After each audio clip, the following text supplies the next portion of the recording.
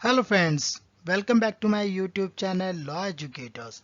दोस्तों, आज हम ह्यूमन राइट्स के नए टॉपिक के साथ आए हैं और जिसमें आज हम बात करेंगे नेशनल ह्यूमन राइट कमीशन के बारे में, मतलब एनएचआरसी के बारे में। दोस्तों, आज हम एनएचआरसी में मतलब नेशनल ह्यूमन राइट कमीशन में बात करेंगे उसके इंट्रोडक्शन की, फिर उसके कंपोजिशन के बारे में जानेंगे, अपॉइंटमेंट और रिमूवल ऑफ मेंबर्स के बारे में जानेंगे और साथ के साथ फंक्शंस और एनएचआरसी की पावर के बारे में हम इस वीडियो में बात करेंगे। दोस्तों, NHRC national human right commission जो कि स्टैब्लिश हुई थी 12 अक्टूबर 1993 में, और जो इसका इस्टेब्लिशमेंट किया गया था वो protection of human right act 1993 के अंडर किया गया था, जो कि पेरिस प्रिंसिपल के सिद्धांत पे लागू है। अब दोस्तों बात करते हैं पेरिस प्रिंसिपल क्या होता है। तो पेरिस प्रिंसिपल पहला इंटरनेशनल वर्कशॉप था जो कि एनएचआरसी इंस्टीट्यूशंस, जो कि प्रोटेक्शन और प्रमोशन ऑफ ह्यूमन राइट्स के लिए किया गया था पेरिस में। और यह जो पेरिस प्रिंसिपल था ये अक्टूबर 1991 में फर्स्ट वर्कशॉप हुई थी। तो दोस्तों, ये फर्स्ट इंटरनेशनल वर्कशॉप थी जो कि नेशनल ह्यूमन राइट कमीशन जैसी इंस्टीट्यूशन से, जो कि ह्यूमन राइट्स के प्रोटेक्शन और प्रमोशन के लिए बनाई गई थी, और यह वर्कशॉप पेरिस में हुई थी अक्टूबर 1991 में। बहुत ही इंपॉर्टेंट चीज़ है यहाँ पर जानने के लिए कि जो नेशनल ह्यूमन राइट कमीशन है वो एक स्टैट्यूटरी बॉडी है, ना कि एक कॉन्स्टिट्यूशनल बॉडी। ठीक है, तो यहाँ पर इसका जो सेटअप हुआ है क्योंकि स्टैच्यूट के द्वारा हुआ है, मींस कि एक एक्ट के द्वारा हुआ है, protection of human right act 1993। अब बात करते हैं कि एनएचआरसी का मेन कमिटमेंट क्या है। तो इंडिया में जो इसका कमिटमेंट है वो है प्रोटेक्शन और प्रमोशन करना ह्यूमन राइट्स का। NHRC was constitute under section 3 of 1993 act. तो जो हमारा प्रोटेक्शन और ह्यूमन राइट एक्ट है 1993 का, उसके अंडर सेक्शन 3 के द्वारा ये कंस्टिट्यूट किया गया है for the better protection of human rights. किस चीज़ के लिए किया गया है? जो प्रोटेक्शन है ह्यूमन राइट्स की उसके लिए। अब इसको बनाया गया है, जो कमीशन है वो कमीशन कंस्टिट्यूट हुआ है अंडर सेक्शन 3, जो कि protection of human right act 1993 के अंडर है। और इस एक्ट का जो मेन प्रोविज़न है वो ये है प्रोटेक्शन ऑफ ह्यूमन राइट्स, तो ह्यूमन राइट्स के प्रोटेक्शन के लिए।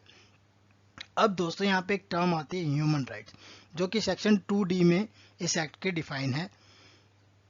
तो human right means the rights relating to life, जीवन से रिलेटेड अधिकार, liberty, equality and dignity of individual guaranteed by the constitution और embodied in the international covenant and enforceable by court in India.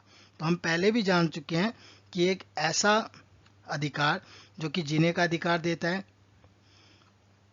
आज़ादी का अधिकार देता है, बराबरी का अधिकार देता है, सम्मान का अधिकार देता है, जो कि गारंटीड है कॉन्स्टिट्यूशन के द्वारा जिस देश में ये लागू हो रहा है, या फिर इंटरनेशनल कॉवेनेंट के द्वारा या इंटरनेशनल एग्रीमेंट के द्वारा, और साथ के साथ कोर्ट इन इंडिया के द्वारा एनफोर्सेबल है।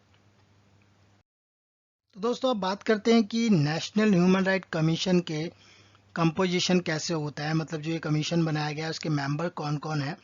तो यहाँ पर पहला मेंबर जो होता है वो एक चेयरपर्सन होता है, फिर उसमें से एक मेंबर जो होता है वो सुप्रीम कोर्ट ऑफ इंडिया का जज होता है, या जज रह चुके हैं या फिर जज हैं करेंटली। दूसरा मेंबर जो है वो यह होता है कि जो chief justice of high court है वो या तो पद पे हैं या रह चुके हैं।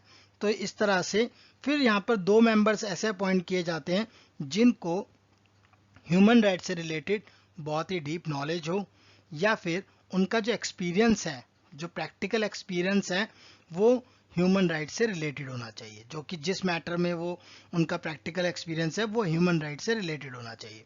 साथ के साथ दोस्तों आपको बताना चाहूँगा कि जो चेयरपर्सन है, अब यहाँ पर चेयरपर्सन ऑफ 4 नेशनल कमीशन की बात की गई है। दोस्तों ये एक एक्स ऑफिशियो मेंबर्स हैं, जो कि नेशनल कमीशन ऑफ माइनॉरिटीज़ भी हो सकती है, national commission of schedule caste का चेयरपर्सन हो सकता है, national commission of scheduled tribe का चेयरपर्सन हो सकता है, या फिर जो नेशनल कमीशन ऑफ वुमेन है उसके भी चेयरपर्सन हो सकते हैं as a ex officio member.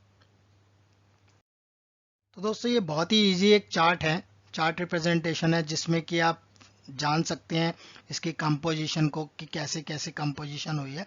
तो दोस्तों जो चेयरपर्सन है वो जो retired chief justice of supreme court of India है उनको चेयरपर्सन अपॉइंट किया जाता है। और जो पहला मेंबर है यहाँ पर जो जज of supreme court of India है उनका अपॉइंटमेंट होता है, या तो वो जज हैं या फिर जज रह चुके हैं सुप्रीम कोर्ट ऑफ इंडिया में। दूसरे जो मेंबर हैं साथ के साथ जो कि chief justice of high court हैं, और फिर दो मेंबर जो हैं जो इनको नॉलेज है रिलेटेड टू ह्यूमन राइट्स या फिर उनका प्रैक्टिकल एक्सपीरियंस है in matter relating to human rights. और जो एक्स ऑफिशियो मेंबर्स हैं वो चेयरपर्सन हो सकते हैं नेशनल कमीशन के, किन किन के, national commission of minorities, national commission of ST SC और नेशनल कमीशन ऑफ वुमेन। ये एक्स ऑफिशियो मेंबर्स होते हैं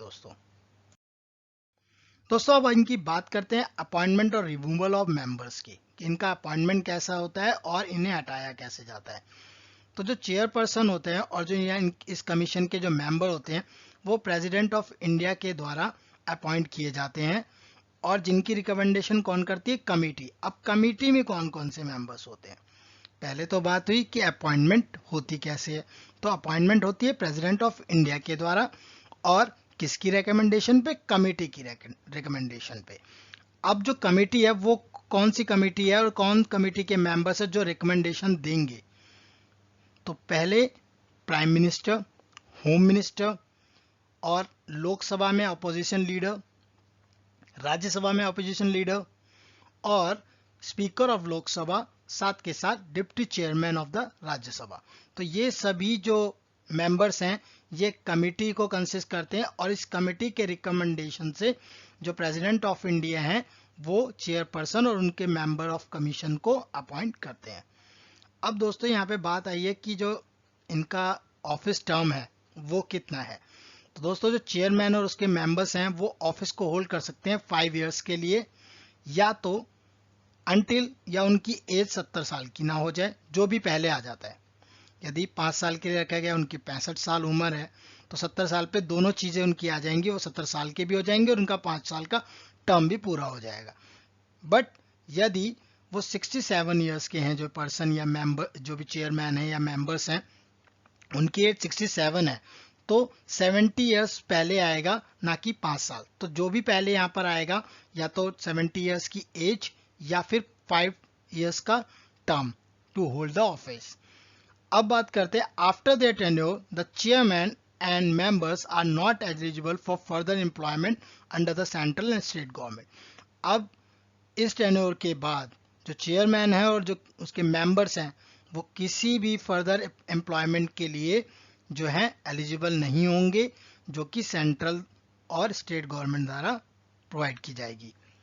जो भी सेंट्रल स्टेट गवर्नमेंट की एम्प्लॉयमेंट होती हैं उसमें किसी प्रकार की एलिजिबिलिटी नहीं होगी after completing this tenure which is given as 70 years age और 5 टर्म्स होल्डिंग द ऑफिस।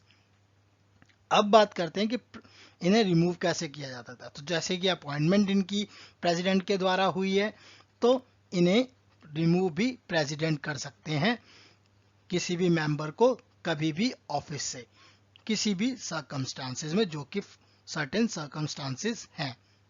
इसके बारे में आप ब्रीफ में पढ़ सकते हैं दोस्तों कि कौन कौन से सर्कमस्टांसेस होते हैं जिसमें जो प्रेसिडेंट है वो चेयरमैन और मेंबर्स को उनके ऑफिस से रिमूव कर सकते हैं। दोस्तों बात करते हैं functions of national human right commission की। तो यहाँ पर दोस्तों जो फंक्शंस दिए गए हैं, जो कार्य दिए गए हैं नेशनल ह्यूमन राइट कमीशंस के, वो दिए गए हैं section 12 protection of human right act 1993 के अंडर। और जिसमें पहला जो फंक्शन है वो ये है कि जो भी कंप्लेंट्स आती हैं related to violation of human rights by any individual और इंडिविजुअल्स ग्रुप, तो इस तरह की कंप्लेंट्स जो आती है उसको इंक्वायरी करना, यह कार्य जो है नेशनल ह्यूमन राइट कमीशन का है। साथ के साथ उन चीज़ों की भी इंक्वायरी करना जहां पर जो पब्लिक सर्वेंट है, जिनको इन वायलेशंस को रोकना है, इन वायलेशन को प्रिवेंट करना है, और उनके द्वारा कोई नेग्लिजेंसी हो जाती है इनको प्रिवेंट करते समय, तो उस चीज़ को इंक्वायरी करने का कार्य भी इस कमीशन का ही है। साथ के साथ किसी भी कोर्ट में कोई प्रोसीडिंग चल रही है या फिर कोई एलिगेशन है जो कि वायलेशन ऑफ ह्यूमन राइट से रिलेटेड है और उसकी प्रोसीडिंग चल रही है और वो पेंडिंग पड़ी हुई है कोर्ट में, ठीक है, तो कोर्ट से पहले यदि वो पेंडिंग है तो वो कोर्ट की अप्रूवल लेकर, जिस कोर्ट में वो पेंडिंग है, ठीक है, उस कोर्ट से अप्रूवल लेकर उसकी प्रोसीडिंग में इंटरवीन कर सकते हैं।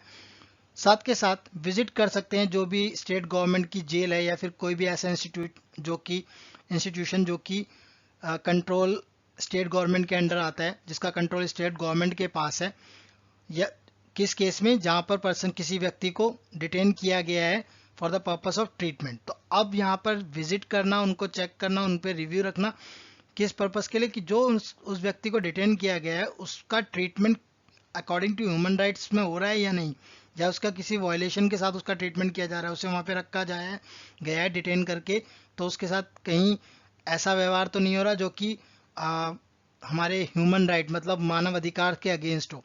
तो इस चीज़ को विजिट करते हैं वहाँ पर और ये चेक करते हैं। साथ के साथ ये रिव्यू करते हैं कि जो भी सेफगार्ड्स बनाए गए हैं या प्रोवाइड किए गए हैं कॉन्स्टिट्यूशन के द्वारा या किसी लॉ के द्वारा, किसी कानून के द्वारा जो कि प्रोटेक्शन ऑफ ह्यूमन राइट के लिए बनाया गया है, तो उसको रिव्यू करते हैं उन सेफगार्ड्स को कि ये जो सेफगार्ड्स प्रोवाइड किए गए हैं ये प्रॉपर तरीके से सही है, और साथ के साथ रिकमेंड करते हैं कि इसे कैसे इम्प्लीमेंट किया जाए। मतलब किसी तरह का कोई कानून है या फिर कोई जो सेफगार्ड है वो प्रोवाइड किया गया, और अगर उसमें कुछ भी त्रुटि लगती है या फिर कुछ भी मिस्टेक्स लगती हैं तो वहाँ पर अपनी रिकमेंडेशन रखते हैं कि इसका इस प्रकार से इम्प्लीमेंटेशन करना चाहिए।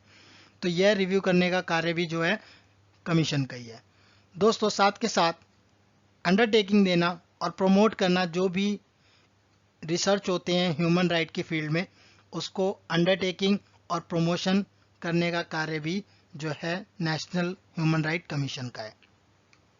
दोस्तों, यहाँ पर एक बहुत ही इंपॉर्टेंट चीज़ है जो कि हमारी एनजीओज हैं, ठीक है, जो कि हमारे जो नॉन गवर्नमेंटल ऑर्गेनाइजेशंस हैं और कुछ ऐसे इंस्टीट्यूशंस हैं जो कि ह्यूमन राइट की फील्ड्स में वर्क कर रहे हैं। मतलब ह्यूमन राइट से रिलेटेड कुछ एनजीओज है जहाँ पर मानव अधिकार के बारे में और उससे रिलेटेड जो भी वायलेशन होते हैं उसको उसमें एफर्ट्स से रिलेटेड काम कर रहे हैं। तो उन एफर्ट्स को, जो एफर्ट्स एनजीओ प्रोवाइड कर रहे हैं या कोई इंस्टीट्यूशन जो कि ह्यूमन राइट की फील्ड में कार्य कर रहा है, उसके एफर्ट्स को एनकरेज करने का फंक्शन भी कमीशन का ही है।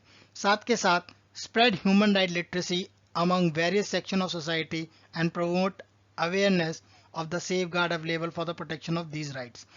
ठीक है, अब यहाँ पर दोस्तों बात की गई है कि एक तरह से लिटरेसी मतलब कि पूरी तरह से सबको इन्फॉर्म करना, सबको जागरूक करना, सोसाइटी में जो भी वेरियस सेक्शंस हैं हमारी सोसाइटीज़ के, वहाँ पर ह्यूमन राइट को प्रॉपर तरीके से स्प्रेड कर देना और उसको उसकी जो उस अवेयरनेस है उसको प्रमोट करना कि जी साथ के साथ आपको यहाँ पर सेफ गार्ड करने के लिए प्रोटेक्शन भी दिया गया है, आपके राइट्स को सेफ गार्ड करने के लिए प्रोटेक्शन है।